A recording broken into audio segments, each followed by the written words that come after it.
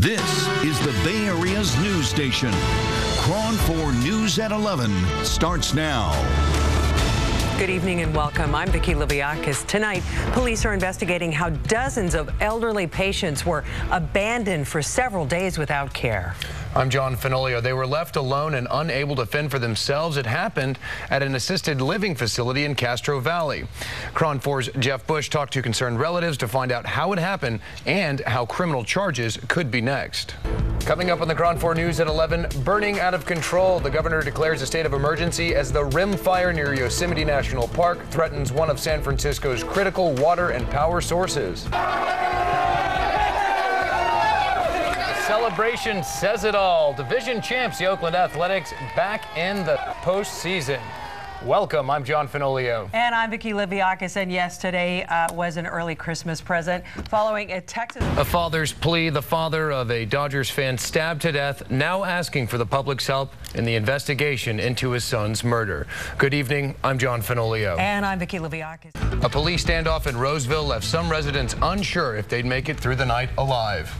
Good evening, I'm John Fenoglio. Now a man suspected of shooting an ICE agent and a police officer while injuring several others is behind bars. And I'm Vicki. And late today we learned that the governor has declared a state of emergency as the rim fire threatens a critical water and power source that serves the city of San Francisco. Coming up in about 15 minutes in this broadcast, we'll speak with Kelly Houston from the state's Office of Emergency Services, who will tell us if the Bay Area will be affected by the fire and what we can expect. The clock is ticking down to a possible government shutdown as the fight over Obamacare continues. House Republicans remain firm in their battle to limit the Affordable Care Act, while Senate Democrats vow to shoot down any cuts to the health care plan. Neither side seem willing to budge on the issue. As the deadline approaches, the rhetoric is heating up. Scott Thompson has the latest. Tonight we're joined by aviation expert Randy Howell. He's a commercial pilot for United for 28 years. He's flown in and out of San Francisco thousands of times, plus he is a jet fighter pilot. Randy Howell knows his stuff. They were on visual approach. It was a clear blue day.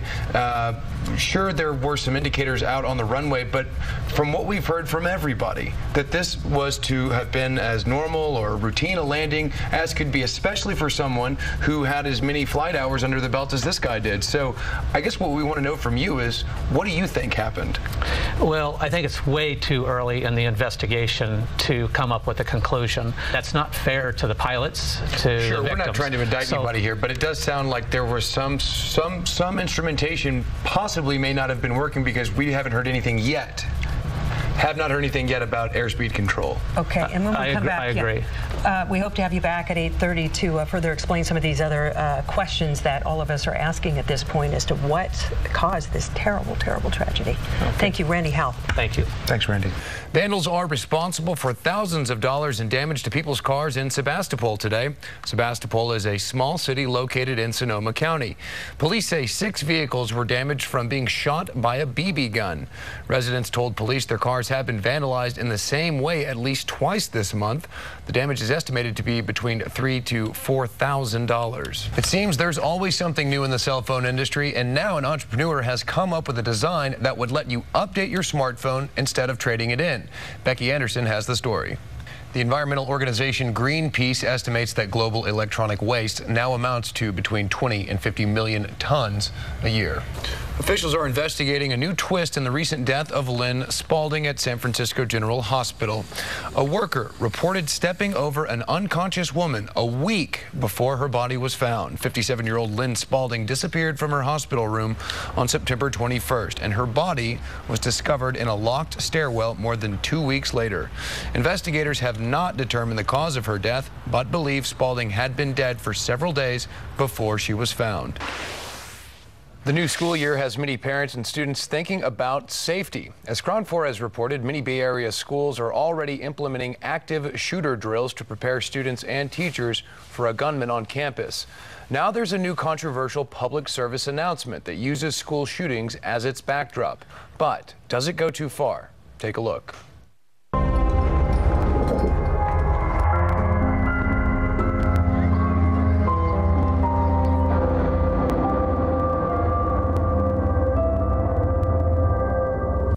Is this the new school uniform? That's the question being asked by the organization Moms Demand Action. The gun reform NGO released the video, which they say has the power to save lives. It depicts a mother getting her little boy ready for school. We see him wearing clothing and a target and crosshair centered on his chest. Later, his mother dresses him in a bulletproof vest with the same bullseye logo before sending him off to school, where presumably he will be targeted by a gunman. The PSA follows a spike in school shootings nationwide. Critics say it goes too far and that it equates to fear-mongering. Supporters say that the video is supposed to be uncomfortable and that they want Congress to pass new gun reform legislation. We want to know what you think, and here's what some folks are saying on the KRON-4 Facebook page. Russ Granger writes, quote, "Of course, when you take guns out of the hands of law-abiding citizens, we all end up with targets on our backs. Criminals don't discriminate who their next target will be." Amanda McCain says, no, it takes a dramatic statement to get the point across, especially when nothing else has changed. Well, stay tuned to KRON-4 and check out the video in its entirety on the KRON-4 Facebook page or on our website, kron4.com. Leave your comment, and you just may see it here on the newscast. The back and forth continues in D.C. President Obama is criticizing Republicans over the government shutdown, accusing them of holding the U.S. economy hostage. Thousands of government workers have been furloughed, and national parks, monuments, and memorials are also closed. All of this after Congress failed to pass a budget bill by last Monday's midnight deadline. In his weekly address, the president is calling on House Republicans to pass a spending plan. Take that vote. Stop this farce. House Republicans have tied passage of a budget bill to defunding or delaying Obamacare. The president has made it clear that he will not negotiate over his signature health care legislation. With only one more weekend behind bars, Michael Jackson's one-time personal doctor is already stepping up the battle to get his medical license back. Dr. Conrad Murray filed a civil petition in Travis County, Texas Friday, asking a civil court judge to stop the state medical board's revocation of his medical license pending criminal appeal in California. Texas was the first state to revoke Murray's medical license in August, citing his felony conviction. Murray is set to walk out of Men's Central Jail in Los Angeles on Monday. 39 people are dead and hundreds wounded after gunmen stormed a crowded shopping mall and opened fire in the Kenyan capital of Nairobi. Officials are calling it a terrorist attack. KRON-4's Philippe Jagal joins us now with the latest on this developing story. Philippe. Back to our developing story. An al-Qaeda-linked militant group based in Somalia called Al-Shabaab is claiming responsibility for the deadly massacre and hostage situation at a mall in Kenya. The two-day standoff killed 68 people and injured 175. The assault began yesterday when Islamic extremists stormed the mall from two sides, throwing grenades and firing on civilians. Al-Shabaab has been waging a violent attack against Somalia's government and its allies since 2006. David McKenzie filed this report in 2009 looking at how Al-Shabaab operates. And a word of warning, some of the images in this report may not be suitable for some viewers. All right, take a look at this. A young boy saves the day when he fights with a thief and manages to save his mother's wallet. Gina Caserta explains why it was so important to the 8-year-old to protect his mom's money and why his mother says the entire thing was terrifying. Tonight, 4 families are without homes following an early morning fire that damaged 6 apartment units in Walnut Creek. Fire crews responded to a structure fire in the 500 block of North Civic Drive just before 2 a.m. Initially, heavy flames prevented firefighters from entering the building.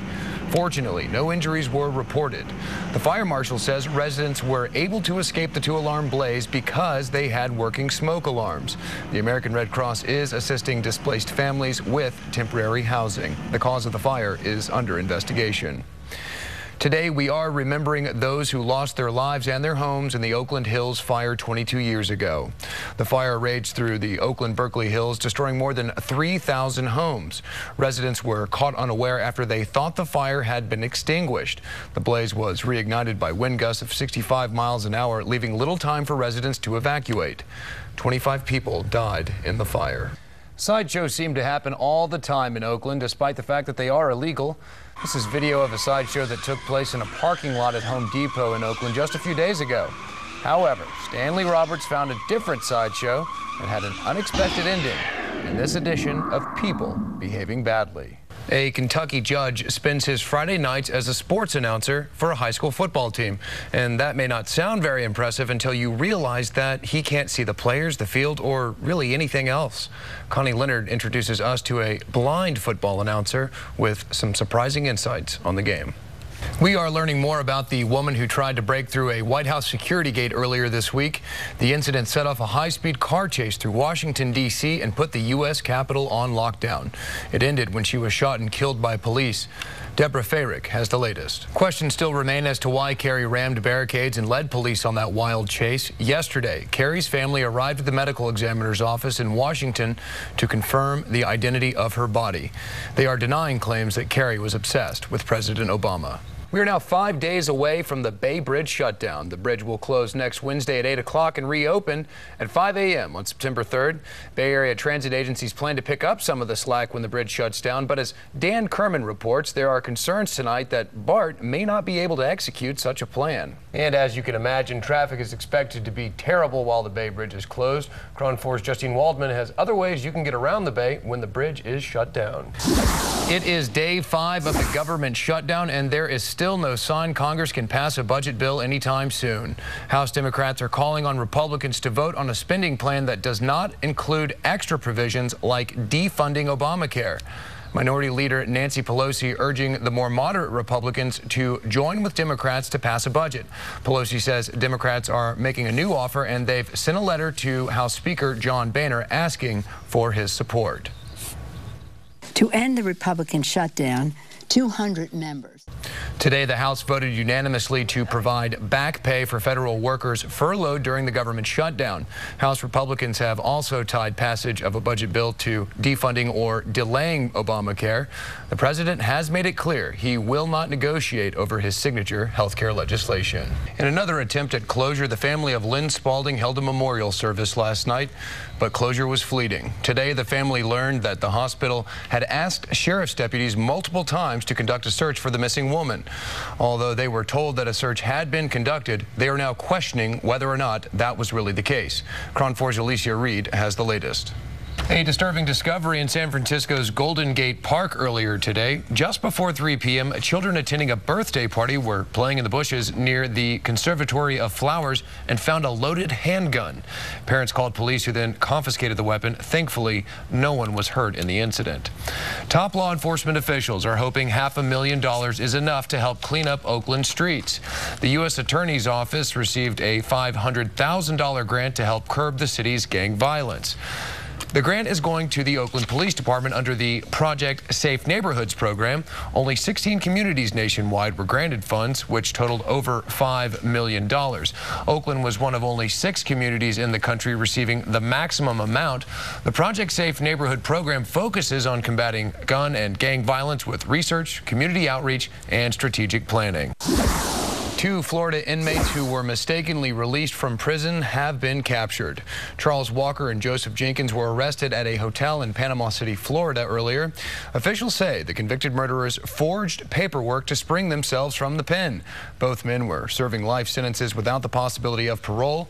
Florida law enforcement coordinated with the U.S. Marshals Service to locate and capture the escaped inmates.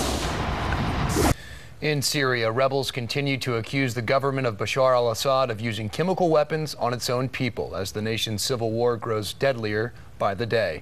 CNN's Fred Pleitgen has the latest from Damascus, and a word of warning here, some of these images are disturbing.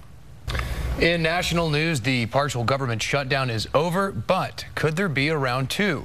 Lawmakers ended it this week by passing a bill to fund the government through January 15th. Now a budget battle between the House and Senate will continue. Scott Thompson has the latest.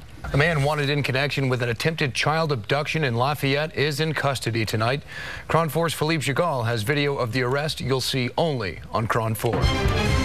Law enforcement agencies sharpening their skills here in the Bay Area. Still ahead, a look at the training they're undergoing to keep you safe when the next disaster strikes. A wrong-way turn almost cost a California tourist his life after his rental car got stuck on railroad tracks in San Diego. As Jeff Zevley reports, the man is blaming the frightening ordeal on a glitch in his GPS system. Day 2 of the BART strike has commuters looking for alternate transit options, and of course the San Francisco Bay ferry service is a popular choice. The ferry service more than doubled their daily ridership yesterday, and today hundreds hustled to catch the first ferry from Oakland to San Francisco at 8 o'clock this morning. During the BART strike, San Francisco Bay Ferry is running extra boats. It's offering expanded service on the weekends between Oakland, Alameda, and San Francisco, and a regular weekend schedule between Vallejo and San Francisco. Thanks to the kindness of strangers, a pooch in Texas is seeing the world for the very first time. And the generosity doesn't stop there. Chris Betts has this heartwarming story. With Halloween right around the corner, one very generous middle school student is using this spooky holiday to help out a lot of needy children. It's a pirate. What kid doesn't get excited about Halloween? Yeehaw! But for some families, Halloween is an expensive affair, especially when it comes to buying a costume for your kids. There's moms like me who can't afford, and there's a lot of kids out here who's unfortunate and can't get costumes. That's all of them. That's where 12-year-old Sydney Scout jumped into action. Through her school's leadership program, she organized a costume drive and received hundreds of donations. I came up with this idea to collect Halloween costumes for Love a Child, and we put it out there to everyone in the school, and all my peers and classmates brought in costumes, and it was really fun. Oh, it looks so heavy, and she's doing all the carrying here. Well, thank you so much for thinking of little Love a Child missions. Now, really Sydney, thank you from all the kids here. Okay, it really means a lot more than you could imagine, because they're seeing somebody else cares about them. Because life right now is really hard for a lot of the kids here, and that's why they're here at the shelter. And they're throughout the Bay Area, there's a real shortage of shelters. It says fire department on the back, and there's even a hat with it too. They're twins. I hope that it inspires other people to do the same thing, because I would like to do this again next year, but other people, not just at my school, at the other schools in the area will like this idea and collect costumes too. A reminder to us all that Halloween's biggest treat is a gift from the heart. It's really touching there to see how excited those kids get. And of course, you heard the man in that story say that there are so many children throughout the Bay Area who are in need. So if you want to find out how you can help, go to loveachildmissions.org. Coming up on the KRON 4 News at 11, Day 3 of the BART strike, and trains are not expected to roll Monday morning. But BART unions have submitted a new proposal. Could we be approaching an end to the strike? We'll have the details. A man is behind bars tonight, charged with driving under the influence after crashing into a Hayward home and leaving it uninhabitable. KRON 4's Alicia Reed has the details. KRON 4 has obtained the emergency radio transmission that went out moments after workers were struck on the tracks. Have a listen. BART emergency, BART emergency. Right now, it is unclear how the accident occurred, but as we mentioned earlier, officials from the National Transportation Safety Board have arrived on the scene and are investigating the cause of yesterday's deadly crash. We have Kelly Houston from the Governor's Office of Emergency Services on the phone with us. And Kelly, have you heard how close the fire is, and should we be worried? Yeah, good evening. Actually, I'm on a ridge top right across from where the fire is burning, just north of it in a small subdivision of... Kelly, can you give us an idea? I mean, I know we've got National Guard C-130 aircraft out there and Black Hawk helicopters with their Bambi buckets trying to douse this thing. How close is the actual blaze to that supply source? It's basically in the middle of it. Kelly, last question. Worst case scenario, what should San Franciscans or other people in the Bay Area expect if this fire can't be contained in and around that reservoir? Well, I don't think there's going to be a major effect. Okay, Kelly Houston there from the Office of Emergency Services. Thank you, Kelly. Still ahead, a dramatic conclusion in Boston for Game 2 of the American League Championship Series. Plus, the 49ers go for their third straight win, plus Raiders Chiefs. Jason breaks it all down for us in sports. Coming up next. The Cardinal victorious tonight. Stanford bounced back from last week's loss to Utah as Tyler Gaffney ran for 171 yards and 2 scores to lead the 13th-ranked Cardinal to a 24-10 triumph over number 9 UCLA. Kevin Hogan threw for 227 yards and a spectacular touchdown while the Cardinals stymied a Bruins offense that entered the game averaging 46 points. Greg Chalmers followed up about 10 minutes later with his own hole on the same hole. Did I get that right? Yeah. What a tough game that is. That is a really tough game. It's a small hole that you have to get it. Yes, it is. And the pole's really small, too. Good night, everybody. We'll see you at 11. Tomorrow, you can go to the Embarcadero. You can go anywhere and still soak up the sun. Absolutely. But Sounds at like a night, plan. very chilly, right? Mm-hmm. Yeah, it's been chilly. All right. That's it for us. We'll be back at 11, though. Brian Van Aken, 6 seconds. The weather tomorrow. Sunny and nice. All right. We'll see you Sunday.